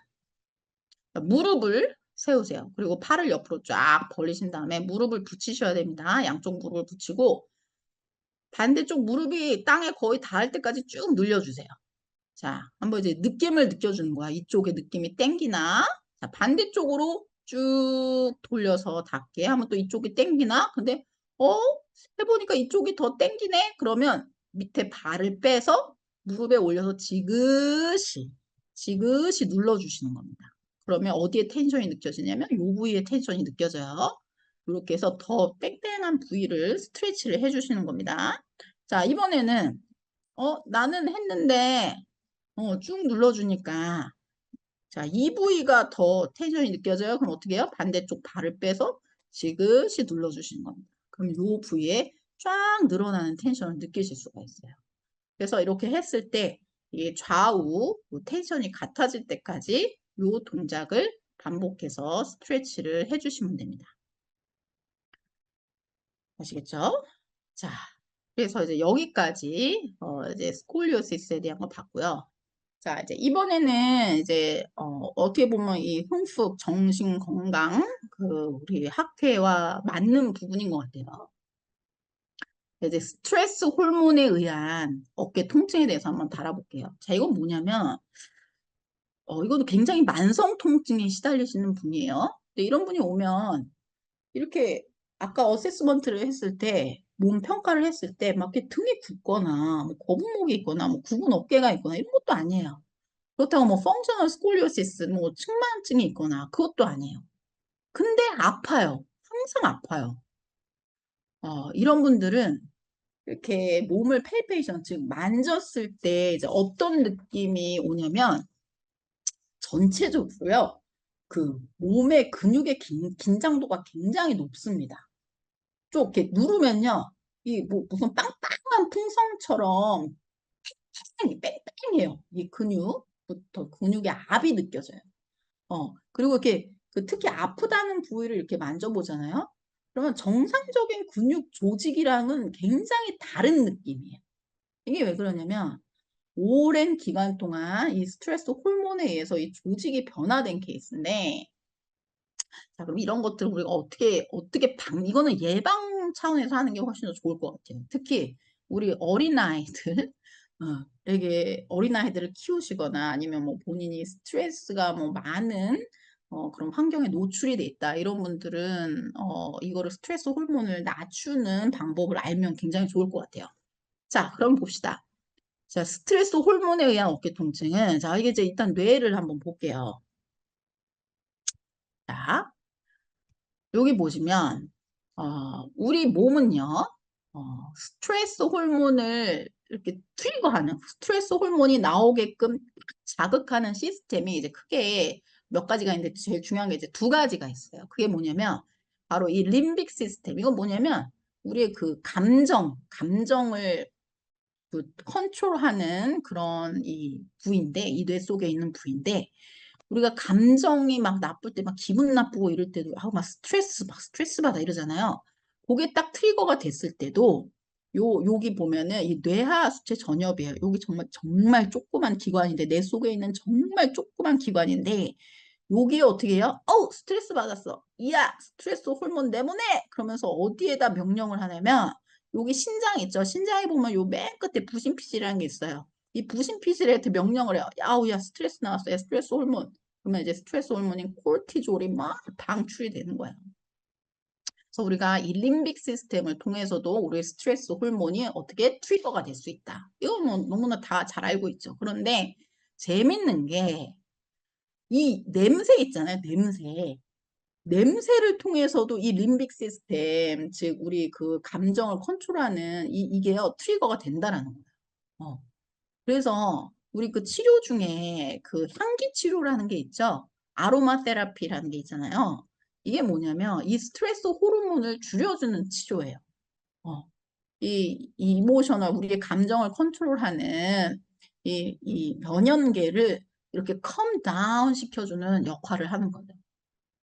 그래서 이제 뭐 여러 가지 치료에 대해서 얘기를 하겠지만 이런 향기 치료도 이 스트레스 호르몬을 줄이는데 굉장한 역할을 합니다. 자, 그 다음에 또 어떤 기관이 우리 스트레스를 자극하느냐? 바로 망상 활성화 시스템이라는 거야. 이게 뭐냐면 그냥 쉽게 얘기해서 우리가 보는 거, 소매틱, 이제 소매틱은 이제 그 닿는 거, 피부. 그 다음에 이제 보는 거, 비주얼, 그 다음에 어디토리 듣는 거. 우리가 지금 보고, 듣고, 근데 테이스트도 마찬가지요. 맛보고 이 감각에 의해서도 어떻게 해요? 이 스트레스 호르몬이 방출이 된다라는 거예요. 그래서 이런 망성화 시스템이 딱 자극이 되면 예를 들어서 내가 꼴 보기 싫은 사람은 꼴 보기 싫은 사람을 딱 봤어요. 보는 순간 어떻게 해요? 이 뇌하 수체 전엽에서 스트레스 호르몬이 막 방출하기 시작합니다. 막 코티졸 막 나와요. 근데 이게 이 코르티졸 호르몬이 나오면 어디에 영향을 미치냐? 우리가 이제 메디컬 쪽을 보는 거니까 일단 autonomic nervous system 이게 뭐냐면 그냥 소화기계에도 영향을 미치고요. 이 코르티졸, 이 스트레스 호르몬은 소화가 안 되죠. 소화 안 되고 막 잘 체하고 막 그죠? 그다음에 이제 멘탈 어럴트 우리 이 정신에도 일단 막 콜티졸이 막 분출되기 시작하면 일단 사람이 막 긴장하기 시작합니다. 텐션이 확 높아지죠. 그죠? 그 다음에 이제 우리가 이제 집중적으로 볼 게 바로 머스큘로스켈레탈 시스템. 바로 이 콜티졸이 우리 근골격계에도 영향을 미쳐요. 그때 나타나는 증상이 뭐냐면 바로 파이브로마이알지아, 즉 섬유 근육통이라는 이 스트레스 호르몬 때문에 생기는 이유를 알 수 없는 통증. 그래서 자 어쨌든 자 요거를 자, 보기 전에 이 스트레스 호르몬이 우리 몸에 이제 어떠한 영향을 미치느냐. 자 만성 스트레스 영향이에요. 이거는 커먼한 누군 다 아실 거예요. 신경계 일단 두통 생기죠. 심리적 불안감, 불안, 공황장애, 우울증 생깁니다. 그 다음에 고혈압, 고지혈증 생깁니다. 스트레스 호르몬 이거 잘 들으세요. 이따가 오십견 할 때도 연결이 돼요. 그 다음에 위, 구토, 속쓰림, 뭐 복도 이런 거 생기고요. 스트레스 호르몬이 많이 노출이 되면 우리는 당뇨도 생기고요. 그다음에 설사, 변비도 생기고요. 생리불순, 정자, 약화, 뭐 무성욕증 이런 것들이 생깁니다. 스트레스 호르몬에 의해서. 그런데 이 스트레스 호르몬에 의해서 파이브로마이알지아라는 이 진단을 받으신 분들이 있어요. 이거는 증상이 어떠냐? 자, 바로 이겁니다. 섬유 근육통 환자들의 주요 증상. 이제 본인이 그런가 잘 보세요. 자, 욱신욱신 쑤시는 듯한 전신 통증. 그 다음에 누르면 아픈 압통점이 지금 여기 18개거든요. 18개 중에 11곳 이상이다? 그러면 파이브로마이알지아. 섬유 근육통이라고 일단 의심을 합니다. 그 다음에 하루 종일 피곤해요. 그 다음에 아침에 일어나면 몸이 뻣뻣해져요. 그리고 잠을 잘 못 자요. 그다음에 저리거나 둔한 감각이 있고 두통이 있고 약간 불안감도 있고 그다음에 생리통 혹은 생리전 증후군이 있고 또 입이 마르거나 안구 건조 있고 우울증 있고 배가 아프거나 설사 등이 있다. 이런 여기에는 그 아까 스트레스 코르티졸 호르몬에 의한 증상들과 굉장히 겹치죠. 거기다 플러스 뭐예요? 이 18곳 중에 11곳 이상의 압통점이 있다. 그러면 내가 오랫동안 이 스트레스 호르몬에 내 몸이 노출이 돼서 더 이상 이 호르몬 조절이 안 되는 거예요. 그래서 이제 생기는 통증입니다. 이거 한번 기억해 보실게요. 그래서 특히 교통사고 후에 뭐 한 3, 4년 전에 교통사고가 나셨어요. 너무 스트레스죠. 계속. 그런 계속 스트레스 호르몬 때문에도 이런 증상으로 생길 수 있고요. 그다음에 어렸을 때 가정 환경도 굉장히 중요합니다. 그 스트레스가 많은 가정 환경들 있죠. 이런 곳에서 이제 자라신 분들이 어른이 되어서 이런 섬유 근육통의 진단을 받으시는 분들이 사실은 많아요. 되게. 자, 어쨌든 이 스트레스에 의한 이 섬유 근육통은 그러면 어떻게 치료를 하느냐? 최근에는 어떤 치료를 하냐면 여러 가지로 이제 치료를 하지만 이제 의사들 쪽에서는 정신과 약을 처방하기도 해요. 왜냐면 스트레스에 의해서 우울증 오신 분들과 증상이 비슷하기 때문에 그 도파민이라던가 이런 옥시토신, 세로토닌, 즉 그 행복 호르몬이죠. 행복 호르몬을 인위적으로 넣어주는 치료로 이 치료를 하기도 합니다. 그러나 우리가 정신과 선생님 만나서 그걸 처방받지 않는 한 우리가 이제 평상시에 할 수 있는 그러니까 예방 차원이라던가 아니면 치료 차원으로 할 수 있는 게 뭐냐면 바로 이것들이에요. 아까 말했죠. 보고 듣고 우리가 감각으로 느끼고 그죠? 이런 것들로 인해서 스트레스 호르몬이 방출된다 그랬잖아요. 반대로 하시면 돼요. 즉 긍정의 후각 자극, 즉 우리가 그 아로마 테라피라 그러죠. 이렇게 딱 어떤 공간에 들어갔더니 너무 향기로운 냄새가 나면 이미 릴렉스가 됩니다. 그죠? 그러면 그때 우리 도파민, 옥시토신, 세로토닌이 분비되기 시작해요. 이거는 우리의 콜티졸 호르몬을 누르는 작용을 하잖아요. 그죠? 밸런스를 맞춰주는 거예요. 그래서 긍정의 시각 자극은 뭐냐면은 요즘에는 컬러 테라피라는 것도 있어요. 컬러 테라피, 색깔 테라피. 그래서 그런 것들로 또 치료를 하기도 합니다. 그래서 자신이 좋아하는 컬러로 방을 뭐 이렇게 편안한 색깔로 둔다던가, 그 다음에 좋아하는 사람의 사진 있으면 걸어놓으세요. 우리 10대 아이들 좋아하는 연예인 사진 많이 걸어놓잖아요. 그냥 놔두세요. 떼지 마십시오. 그거 보면서 행복 호르몬, 도파민, 옥시토신, 세로토닌 뿜뿜 나오는 게 좋은 겁니다. 그 다음에 이제 청각적 자극, 좋은 소리 들어야 돼요. 우리가 어렸을 때부터 막 자주 혼나고 막 이런 거 애들 스트레스 주면 안 되고 좀 좋은 소리. 그래서 우리의 주파수라 그러죠. 청각 주파수, 뭐 새소리, 물소리, 우리 이런 것들로 이런 행복 호르몬을 더 자극시킬 수가 있어요. 그다음에 긍정의 피부 감각. 이거는 뭐 너무 논문에서도 너무 많이 됐죠. 이 허그, 아이들을 이렇게 안아주는 거, 남편을 안아주는 거, 그다음에 마사지 해주는 거, 그다음에 이제 부부간에 관계하는 거, 이런 것들은 특히 이 피부 감각과 관련된 이 호르몬, 이 옥시토신 분비가 굉장히 많이 돼요. 그래서 이제 하루에 한 번씩 아이들을 안아줘도, 이 남편, 아내를 안아줘도 이 스트레스 호르몬을 줄이는데 굉장히 많은 효과가 있어요. 치료받는 것도 마찬가지죠. 마사지, 물리치료, 그죠? 그다음에 긍정의 미각 자극, 본인이 좋아하시는 거, 맛있는 거, 향 좋은 거 많이 드시기 바랍니다. 어쨌든 이거는 어렸을 때부터 내가 스트레스 호르몬이 많다, 그런 환경이다 그러면은 좀 노력이 많이 필요한 부분입니다. 자, 그 다음에 이제 석회화 건염에 대해서 하겠습니다. 이 석회화 건염은 뭐냐면요, 말 그대로 이 인대 힘줄이죠. 힘줄 부분에 이 석회가 생기는 거예요. 근데 이제 얘기를 해보면 어머 석회는 그 막 돌같이 단단한 거 아니에요? 이렇게 생각하시는데 돌같이 단단한 게 아니라 약간 어떤 재질이냐면 치약 있죠? 약간 치약 같은 재질이에요. 그래서 이 석회와 건염은 어떨 때 통증이 오느냐 한번 보실게요. 자, 요 엑스레이 사진입니다. 자, 엑스레이 사진을 보시면 여기는 굉장히 선명하죠.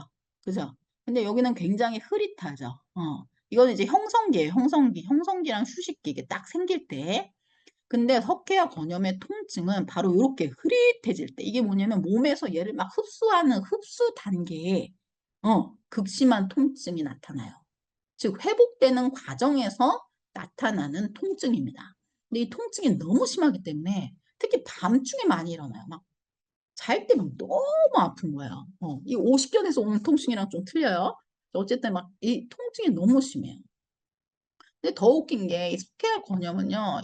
저희가 이제 메디컬 공부를 할 때 원인이 명확하지가 않아요. 근데 많은 경우에 손상된 힘줄에 산소가 부족하거나 힘줄이 자주 눌리면 발생된다라고 했는데 이게 무슨 말이냐면 결국에는 근육의 숄트닝이 그러니까 근육이 막 너무 많이 타이트해져 갖고 그 주변 조직의 그 혈관을 누르면 아까 뭐라 그랬어요? 산소 공급, 영양 공급이 안 되잖아요. 그런 부위에 석회와 건염이 많이 생기더라. 이제 그런 거예요. 그다음에 이제 나이에 따른 퇴행성 변화도 결국에는 이번과 같은 이유겠죠. 그죠? 그래서 이제 석회와 건염 같은 경우에는 어떻게 치료를 하느냐. 이제 자연 치유예요. 그냥 놔두는 거예요. 그냥 치유되게 놔두는 방법이 있고, 이제 두 번째는 이제 초음파 치료, 울트라사운드 치료인데, 이 초음파 치료가 특히 이 흡수기 때, 통증이 심할 때, 이 빨리 흡수될 수 있도록 도와줍니다. 이 초음파 치료가. 이건 뭐 물리치료실에도 하고, 마사지 치료실에서도 하고, 이거 뭐 웬만한 헬스케어 선생님들은 다 하시죠. 그죠? 그 다음에 마사지 치료. 마사지 치료 같은 경우는 굉장히 좋죠. 왜냐면은 이 근육을 풀어주면 이렇게 뭐라 그랬어요? 산소가 부족하다 그랬잖아요. 즉 근육 주변 근육을 풀어줘서 누르는 혈관이 확장되게 함으로써 그 부위에 원활한 산소 공급, 혈액 공급을 해주는 거예요. 그래서 이제 근본적인 치료죠. 그렇게 해서 흡수가 빨리 될 수 있게 도와주는 치료고요. 그다음에 체외 충격파 치료 같은 경우는 이렇게 딱 싸서 일부러 막 상처를 만들어 주잖아요. 그래서 이제 염증 반응이 더 빨리 이제 진행되게 하는 이런 체외 충격파 치료도 쓰고요. 그다음에 이제 5번, 6번 같은 경우에는 이제 의사 선생님들이 주로 하죠. 뭐 염증 약을 이렇게 처방해 주신다거나 아니면은 주사요법이라 그래요.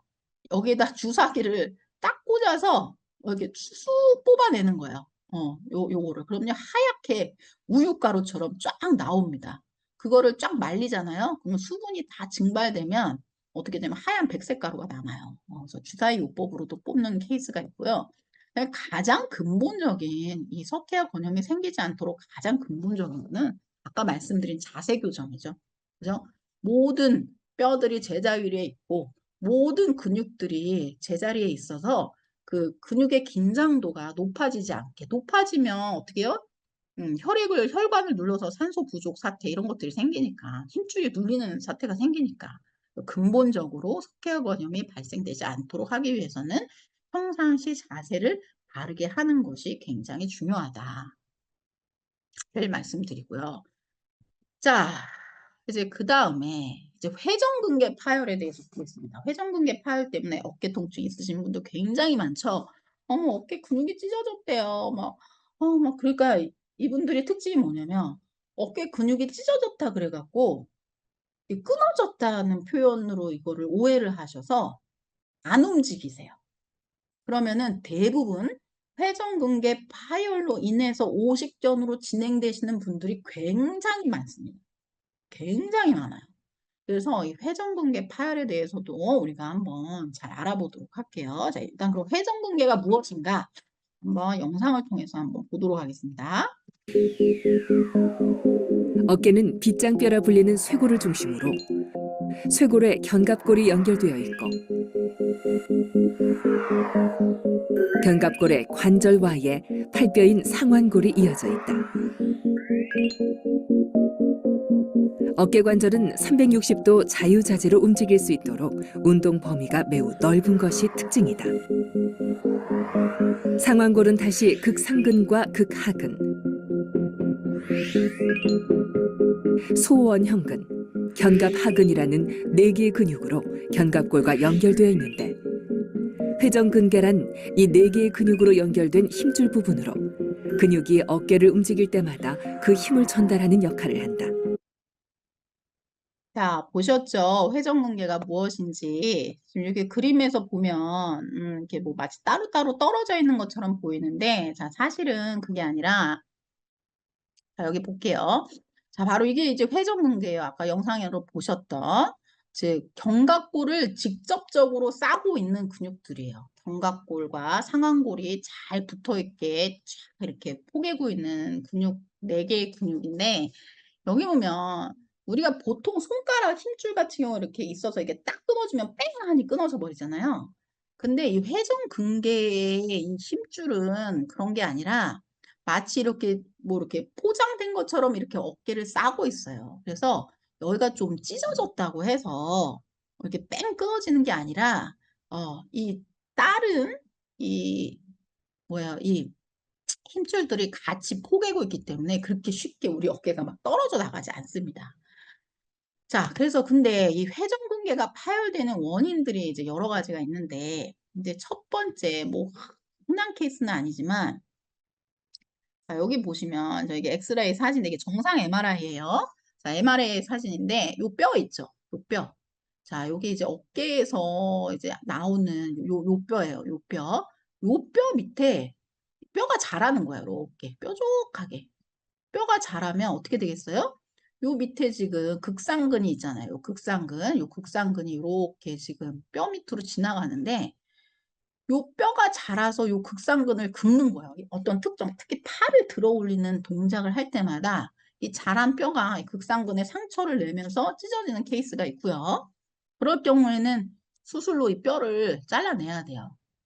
방법이 없어요. 자, 그다음 두 번째는 뭐냐면은 갑작스러운 사고나 충격, 뭐 예를 들어서 이렇게 교통사고로 인해서 팍 부딪혔다거나 뭐 충돌을 했다거나 그렇게 되면은 우리 근육이 그 프로텍트 스파즘이라고 있어요. 자기를 보호하기 위해서 갑자기 확 수축을 합니다. 이렇게 돼 있던 근육 결이 이렇게 확 수축을 하면서 갑자기 뺑뺑해져요. 그럴 때 이제 근육에 부착되어 있는 부분이 이게 너무 그 컨트랙션 그 수축이 심해서 이렇게 살짝 뜯어지면서 염증이 생기는 그런 경우가 있어요. 그 다음에 또 어떤 원인이 될 수 있냐면 이게 제일 이제 많은 원인이죠. 반복된 동작, 반복되는 동작을 해서 어떤 특히 뭐 우편물을 배달을 하신다던가 아니면 뭐 위에 뭐 청소를 하신다던가 그래서 같은 동작을 계속 반복하는 분들은 그 반복되는 근육이 이렇게 짧아져요. 근육 머슬 파이버들이 점점점 짧아져서 요 붙어 있는 부위가 조금씩 어떻게 해요? 염증이 생기면서 찢어지기 시작합니다. 그거는 뭐 여기 뭐 이 회전근개 4개의 근육 중에 어느 부위도 될 수 있겠죠. 그죠? 그래서 일단 우리가 그 파열을 어떻게 나누냐면 자, 여기는 이제 정상 근육인데 자, 보시면 자, 여기 보이시죠? 아주 잘 붙어 있죠? 그 부위. 어깨뼈에 잘 붙어 있어요. 근데 작은 파열은 여기 보시면 MRI에 이렇게 보시면 여기가 좀 똑똑 떨어져서 위로 이렇게 올라가 있는 게 보이시죠? 요 그림이에요. 이렇게 떨어져서 위로 말려서 올라가라. 위로 이렇게 말려서 올라가는 거예요. 자, 요게 이제 한 3cm에서 5cm 정도 말려 올라갔다. 이렇게 위쪽으로 이렇게 말려 올라갔다. 이런 거 우리가 작은 파열이라 그래요. 3cm 이하는 작은 파열, 큰 파열은 3에서 5cm. 그 다음에 요건 큰 파열인데 봐도 여기에 붙어 있어야 될 근육이 지금 어디까지 가 있어요? 쭉 가서 좀 쪼그라들어갖고 뒤에 가 있죠. 그죠?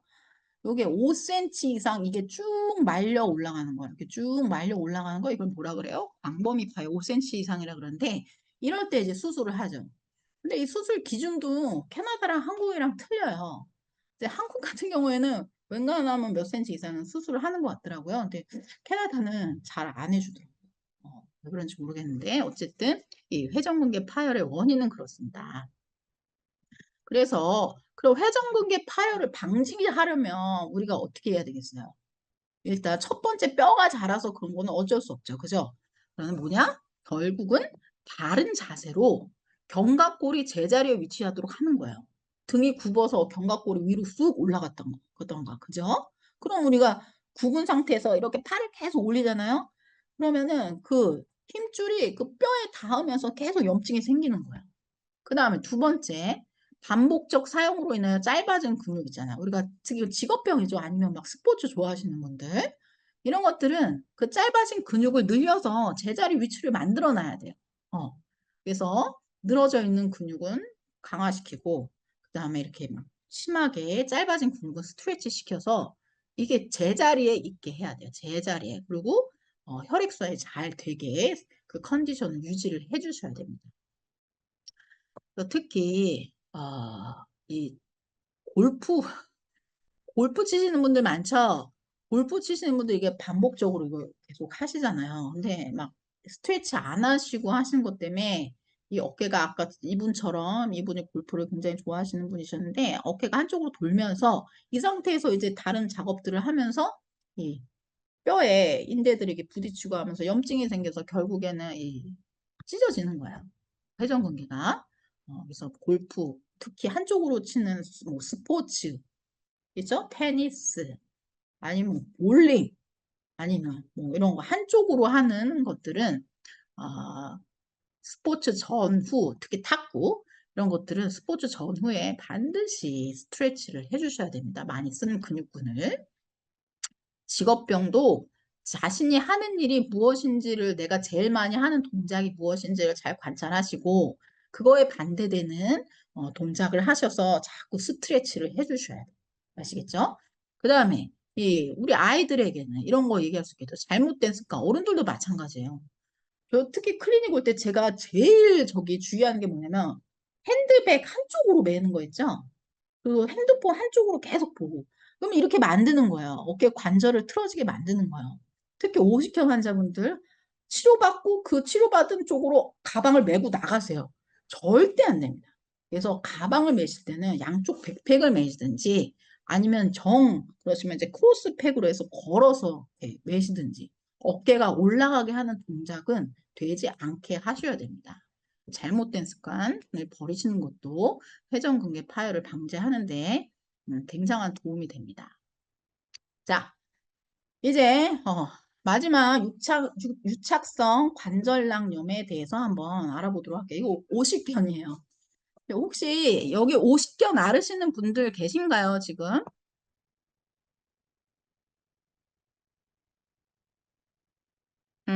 없으신가요?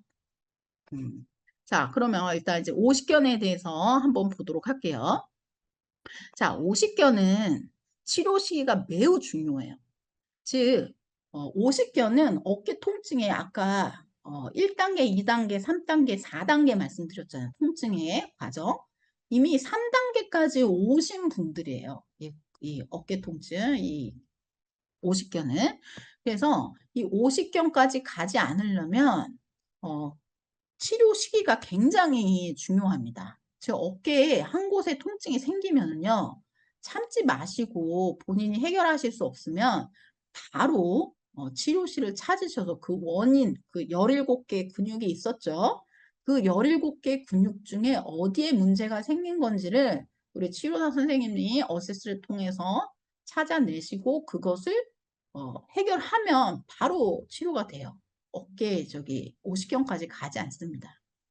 그 다음에 이 유착성 관절염의 특징은요, 모든 관절 가동 범위에 제한이 생겨요. 올리는 거 하나 안 된다고 이거 오십견이라고 하지 않아요. 그거는 그 어떤 특정한 근육에 문제가 생겨서 그 근육이 하는 그게 안 되는 거지. 오십견은 모든 관절 가동 범위에 제한이 생깁니다. 즉 드는 거, 뒤로 펴는 거, 옆으로 벌려주는 거, 그 다음에 열충셔 하는 거, 이렇게 바깥으로 돌려주는 거, 이게 전 관절 가동 범위에 다 제한이 생겼을 때 우리가 이거를 오십견이라고 명명을 해요.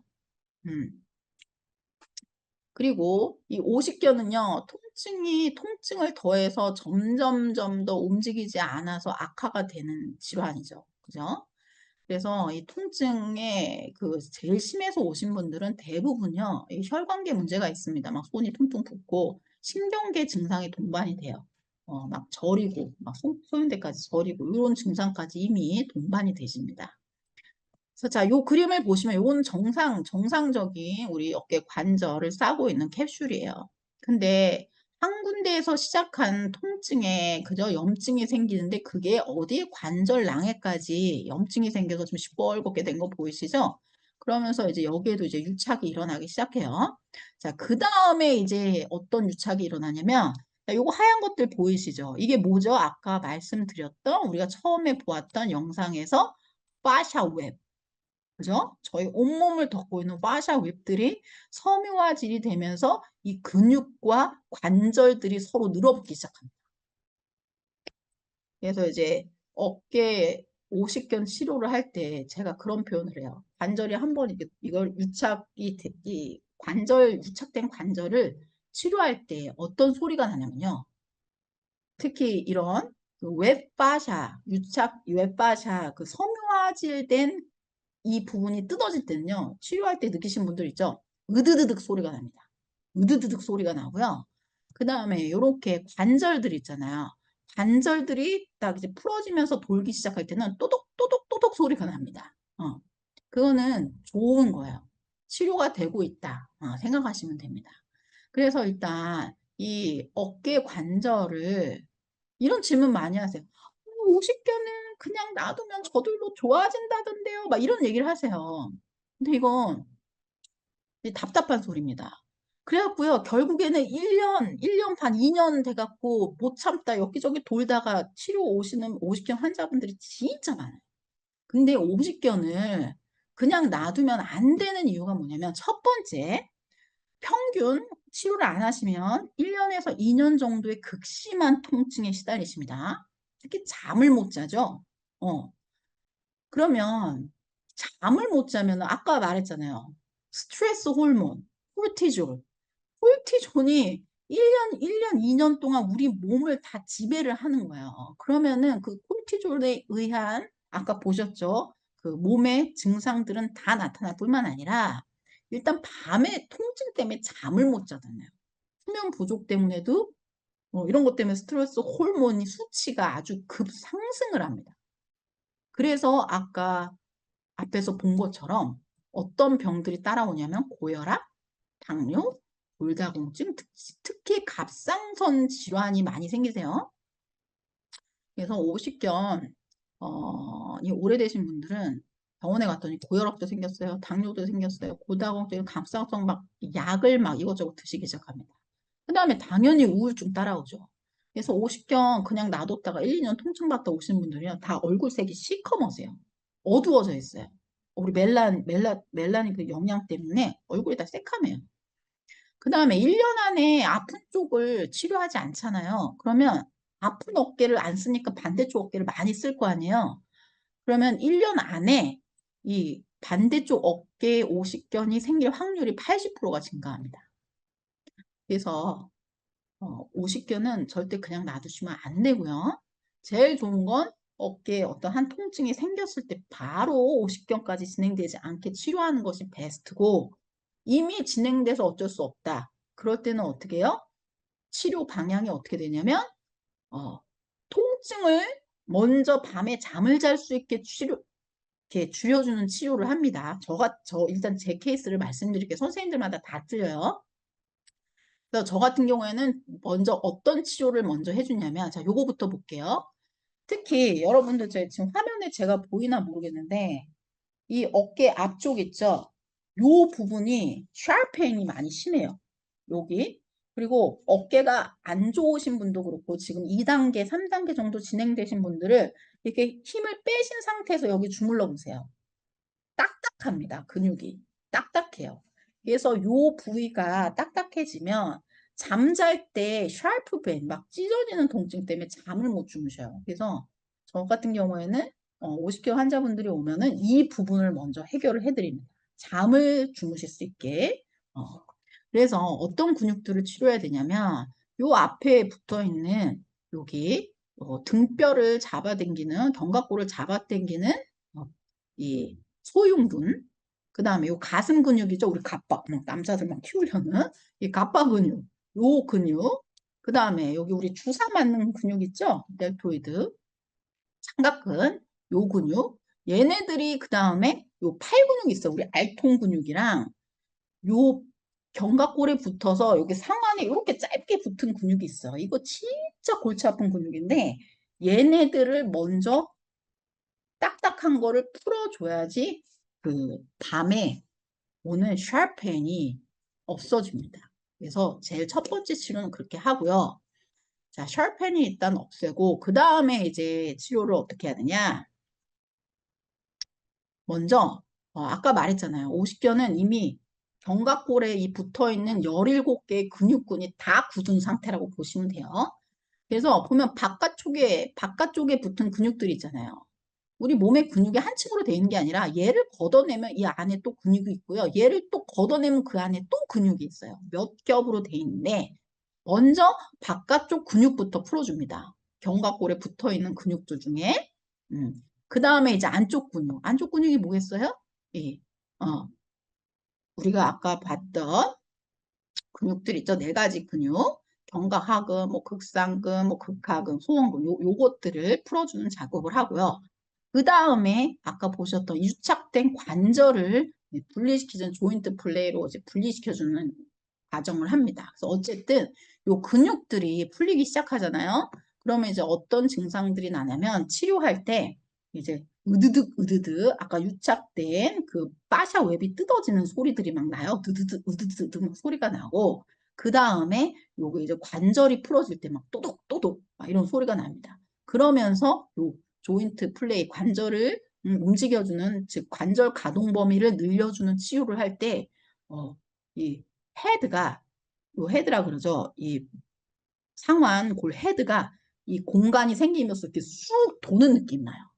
그때 우리는 애를 낳는 통증이라고 표현을 합니다. 이 얼마나 아픈지 몰라요. 근데 어쨌든 이런 치료를 통해서 점점 관절 가동 범위를 늘려주게 됩니다. 자, 그래서 이제 어느 정도 내가 이제 조금 움직일 수 있을 때 할 수 있는 제가 이제 운동법을 좀 이제 알려드릴게요. 자, 먼저 어깨 관절 분리를 위한 저항 운동이에요. 자, 오십견 때문에 고생하신 분들은 이거 조금 해주시면 좋아요. 자, 뭐냐, 똑바로 앉으신 상태에서 딱 90도를 하신 다음에 정면으로 봤을 땐 자, 요 모양이죠. 그죠? 해주신 다음에 자, 이 바닥에다가 놓고 몸으로 누르는 게 아니라 요 어깨만 아래로 지그시 꾹 눌러주는 거예요. 이렇게. 몸을 옆으로 이렇게 하시는 게 아니에요. 어깨만 쭉 눌러서 어떻게 해요? 침대를 꾹 눌러주시듯이 하면은 오십견 있으신 분들이 여기 통증이 와요. 근데 이거를 관절을 분리시켜주는 작업입니다. 그래서 요거를 하시고 나서 열중셔를 하시면 조금 더 도움이 되세요. 자, 요 운동이랑 그 다음에 또 하나. 자, 요거는 이제 어느 정도 근육이 조금 풀렸어요. 한 관절 가동 보면 중간 정도는 되시는 분들이 하시면 좋아요. 자, 먼저 제가 하는 걸 보여드리고 환자분이 하시는 거 보여드릴게요. 자, 책상이나 뭐 식탁을 이용하셔서 팔을 뒤로 손바닥에 엎어지게 하신 다음에 앞으로 꽉 누르시는 거예요. 그러면 이 알통 근육, 바이세스랑 아까 코랄크 보여드렸던 그 근육들이 스트레치가 됩니다. 그 다음에 옆으로 살짝 벌려서 이 방향으로 몸을 밀어주시는 거예요. 몸을 쫙 밀어. 근데 중요한 거는 어깨가 말려 있으면 안 돼요. 뒤로 제낀 상태에서 하셔야 돼요. 자, 다시. 자, 어깨를 바로 뒤로 제낀 상태에서. 그죠? 그 상태에서 뒤로 쫙 밀어주시는 거예요. 자, 그 다음에 이제 세 번째 동작은 뭐냐면 90도 방향. 내 몸과 평행하게 자, 요 방향으로 밀어주시는 거예요. 팔을 외전시키는 데 도움이 되겠죠? 쫙 벌려서 통증이 오면 멈추시고 멈추셨다가 숨을 쉬시고 뱉으시고 통증이 가라앉으면 한 번 더 미시는 거예요. 그렇게 해서 조금씩 관절 가동 범위를 늘리시면 되고요. 그 다음에 다시 손바닥이 뒤집어져서 앞으로 완전히 몸을 엎어지게 하시는 거예요. 하신 다음에 내 몸으로 이렇게 누르세요. 하나, 둘, 셋. 그죠? 그러면 이게 외전하고 그 다음에 받쳐서 귀에 딱 붙인 상태에서 쫙 올려주시는 거예요. 아시겠죠? 자, 그러면은 실제 환자분이 하시는 거 한번 보도록 할게요. 보실게요. 손을 뒤로 하시고, 그렇죠. 손이 더 안쪽으로. 그렇죠. 그렇죠. 안쪽으로 일자가 되게 하셔야 돼요. 상과 일자가 되게, 그렇죠. 앞으로 쭉 미시고. 이분도 3번 만에 팔 드는 걸 성공하셨어요. 괜찮으세요? 네. 자, 이제 손을 뒤집어서 약간 각도를, 그래서 어깨 어깨는 뒤로 앞으로 하시고. 펴시고 쭉 미셔서, 그렇죠.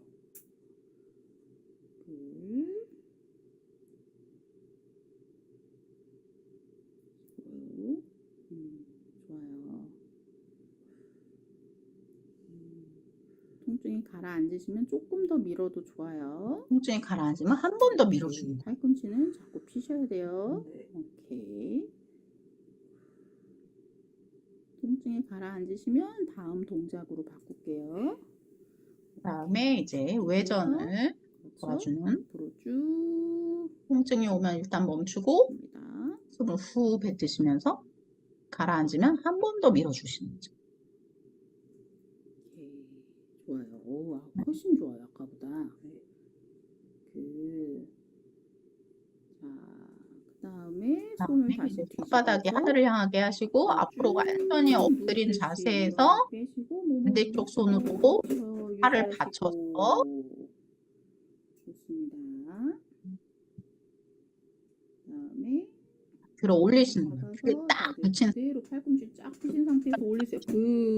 좋아요. 피자 안 펴져요. 50개 환자분들. 피게 노력하세요. 그대로 유지하고 계세요. 정말 아파요. 하나, 둘, 유지하셔야 돼요. 귀에 최대한 붙게. 그렇죠. 자, 그래서 50견 어느 정도 관절 가동 범위가 나오시는 분들은 이런 운동 좀 하시면 좋고요. 자, 그 다음에 이제 풀링 엑서사이즈에 대해서 말씀드릴게요. 선생님, 제가 한 가지 지금 시간이 12시 11분이라 저희가 원래 약속을 12시에 끝나기로 했거든요. 아, 12시 반이 아니고요? 네, 12시였어요. 아, 오케이. 그러면은 제가 5분 안에 끝낼게요. 네. 네, 그래서 이제 풀링 엑서사이즈 같은 경우에는 이런 기계를 사용하시면 되는데 이렇게 걸어서 뭐 웹사이트에 치시면 이런 거 나와요. 그래서 걸어 놓고 관절 가동 범위를 늘려주시는 운동을 하면 됩니다. 그래서 손바닥이 이렇게 정면을 향하면 안 되고 내 얼굴 쪽을 보게 하고 하시면 됩니다. 그다음에 이제 뒤로 할 때는 이렇게 해서 이거 제일 힘들잖아요. 열중처 동작. 그래서 요 끈을 이용해서 이렇게 잡고 어떻게 해요? 쫙 잡아 당겨서 옆구리를 붙인 상태에서 쭉 올려주시면 됩니다. 이렇게 풀링 엑서사이즈를 직접 구매하시면 돼요. 뭐 10불, 15불, 20불밖에 안 해요. 자, 그 다음에 이제 나머지는 어깨 건강을 위한 스트레치인데 이거는 벽을 잡고 하시면 돼요. 벽을 잡고 자, 아래를 잡고 몸을 앞으로 해서 평상시에 하면 좋은 스트레치들입니다. 그래서 쭉 해주시고 그 다음에 이제 옆으로 해서 또 스트레치를 좀 해주시고 각도를 바꿔가면서 하시면 돼요. 요 각도, 그 다음에 90도 각도 팔을 쭉 펴서 해주세요. 근막이 손끝까지 다 연결이 돼 있기 때문에 쭉 펴주시고 하시면 훨씬 좋습니다. 한 발을 내밀고 약간 몸을 꺾어주시면 돼요. 이렇게 해서 앞쪽 가슴 근육 쪽을 펴주는 거. 그 다음에 각도를 좀 더 올려서 한 번 더 하시고 그 다음에 마지막으로 손을 쭉 뻗어서 해주시면 됩니다.